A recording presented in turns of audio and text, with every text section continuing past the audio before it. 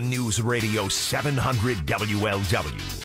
Rock, you're always giving me crap, but I'm right most of the time. The road rage thing drives me nuts. And you are a very calm individual. You let a lot slide off your back. I'm very envious of you for that. But when it comes to being behind the wheel, I do. If someone should so much as even think about cutting you off or trying to get ahead of you, on the highway, using the shoulder to get around you, it's on. That on the highway should be punishable by death, right? Well, of course.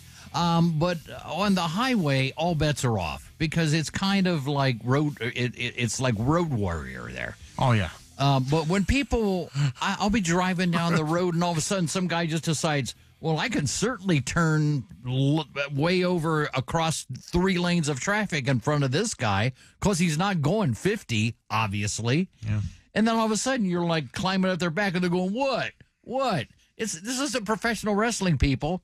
I don't want to hit you, but I will honk my horn and I will flip you off. I will yell obscenities in your direction. And that apparently has become a giant issue. That's the reason we have our guest, Dr. Alex Del Carmen. He heads up the School of Criminology, Criminal Justice, and Strategic Studies at Tarleton State University in Fort Worth, and we've had him many times with us. Dr. Del Carmen, welcome back. Thanks for having me. So, Dr. Del Carmen, you heard what I said. Now, obviously, that's becoming more and more of a problem, but people are acting on it in a more severe way more and more. Yeah, there's no question. I think, look, we've had road rage incidents for a long time, but I think what is particularly of interest now is the fact that they're happening more often, and they're also having, more serious consequences, right? So, and I think the bigger picture is that after COVID, everyone seems to be mad at each other, and the roads have become a platform by which that anger is going to be transferred from one person to another. So, but what specifically about COVID do you think? Was it that people are still upset about the lockdowns, how the pandemic was treated, or is it sometimes I think people got used to driving on roads that didn't have a lot of people. That's a fact. And then everyone came back and they're like, "Who the hell are you? I need to get to work. You leave." Right? I was going 90 last week. Right. What's your thoughts on that? Yeah. Well, I think you're right? But I would even go a step further. I think that, some people forgot how to drive. In some places where, they didn't really drive at all for months at a time. And all of a sudden you put them back at a 5 o'clock rush hour in the middle of Dallas or Detroit or somewhere else. You're going to see that there was a great deal of fluctuation in terms of driving habits and whatnot. But to your question, I think it's all of the above. I think you had a major lockdown that affected every single person. Then you add to that the shift in the job market. Some people never returned to work. At least they're not doing the same thing they were doing prior to the pandemic. Then you had the loss of life. You had an economic shift. You had political. If you really think about it, and we do often as criminologists, right? So if we step back and analyze it from a 1,000-yard view, I think what we have seen is just a major, major shift in the way we lived our lives, and I think that's going to continue to have an impact on the anger, and in this case, the road rage violence that we've seen across the U.S. So, look, you can't control the actions of other people, right? You can only control yourself. But what advice do you have to, not find yourself mixed up in some road rage incident? First of all, don't engage, right? I live in Texas, guys, and I got to tell you, here we have for the most part, we have sort of an unspoken rule that you just don't sound the horn if the person in front of you does something dumb, because the reason for that is we assume that person may be armed, and we don't want to find out, and so we just simply, don't respond. And then secondly, if sometimes, you're just driving down the street, you don't know what you've done except drive, and then the person behind you or next to you may be upset, and if they're beginning to follow you or doing crazy things, then absolutely pick up your phone, call 911, and then direct yourself to the closest police station that you can find. Now, we tell because we know that unfortunately there are individuals out there that will engage in a fight with you regardless of whether you provoked it or not.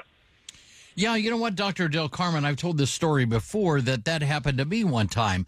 I inadvertently cut a guy off in traffic.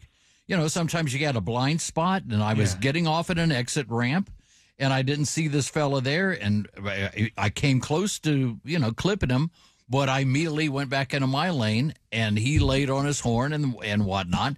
So then he kind of slowed down. I went over into my proper lane, and then he was right on my butt, and I was like, this is kind of weird, and he followed me. I could tell he was following me. I don't know what, I just had a sixth sense. So I drove into the parking lot I was going to, and then I drove through the parking lot and out the other exit, and the guy followed me the whole time.